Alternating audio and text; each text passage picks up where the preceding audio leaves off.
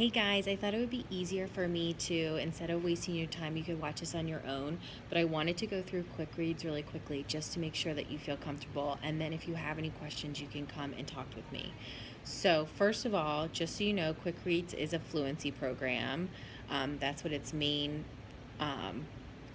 the main reason for the program, but it does incorporate some comprehension, and then I have purchased the libraries that go with the levels, so that can give you some extra work on reading and comprehending a text. So just so you know, there are a few things that come in the program and things that you're going to use.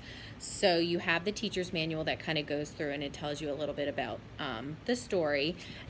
This card is really helpful because it's the instructional routine. So this is the routine you're going to go through pretty much every time you read a story out of the student workbook. So you're going to do a reading of this one story 3 times. And that should take your entire class period, that 30 minutes, once you kind of get into that routine. So just so you know, QuickReads is always connected to science and social studies topics, and then there are 5 stories within a category. So for example, I'm using the book that Elise is going to use. So the first section in this book is in social studies, and then these stories are all going to go with a social studies topic of immigration to America. So then if you go and look at your instructional routine, the first thing that you're going to do in the first read is that this is the student doing it themselves. They are going to actually read the story, and they are going to circle any words or phrases they don't know. And then what they're going to do at the end of a set, you will see this graphic organizer, and so the first story you would just write in right here any words or phrases that they struggled with. The second read, you are going to now read it with them. So you're going to read it aloud, and you want to read it just at like your regular pace with like prosody and like pausing at commas, using expressions. So you want to do all that. And then at the end, you're going to ask the students, what is one thing that you think the author wanted you to know or remember about this? And then the third time, they're going to be in partners. So you probably want to look at their ORF score and kind of connect them with a student that is at similar rate. And then you just want maybe partner 1 to be the higher student and partner 2 to be the lower student. So then in pairs, they're going to read, and they're going to read for 1 minute. When they get to that minute, the last thing they're going to do is they're going to circle the word that they ended with. And then they're going to switch, and then the next person is going to do the same thing. And then there are comprehension questions that if you would like to, you can assign to them. That is up to you. So here are the 2 questions that go along with the story. And so they actually are labeled with a bold heading.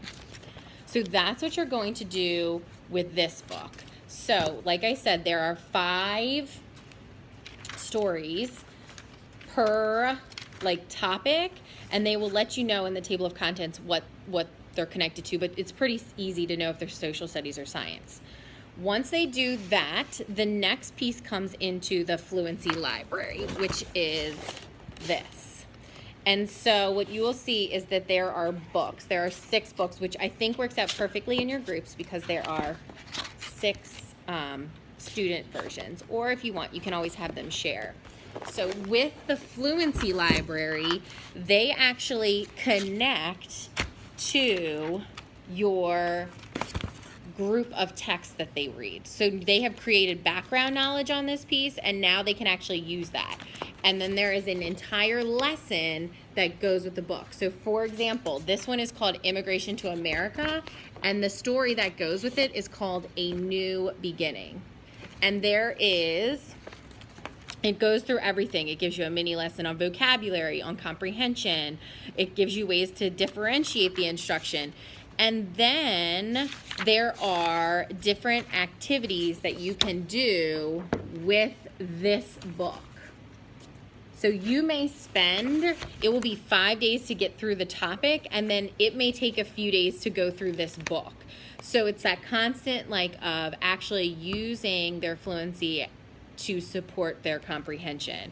And so, for example, this is like special names, nouns, and pronouns. There's comprehension, practicing on summarizing. So it's going to say those are the 2 activities.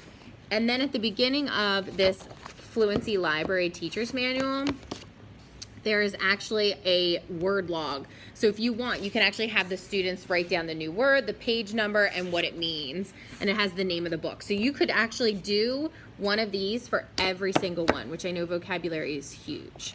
So that's kind of an overview of the QuickReads Fluency Library. And if you have, once again, if you have any questions about it, just let me know. I just thought that this would be so much easier to kind of do a quick video. And then if you're at home this weekend, you can kind of see and then write down any questions and we can kind of talk about them. So I hope this was helpful.